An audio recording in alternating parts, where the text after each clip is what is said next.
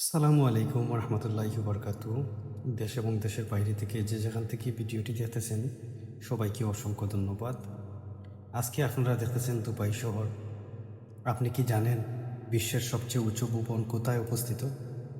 এটি হলো বুরুজ খলিফা, অবস্থিত সংযুক্ত আরব আমিরাতের দুবাই শহরে। বুরুজ খলিফায় রয়েছে 163 তলা, বিলাসবহুল হোটেল, অফিস, রেস্তোরাঁ এবং পর্যটকদের জন্য দর্শনীয় স্থান।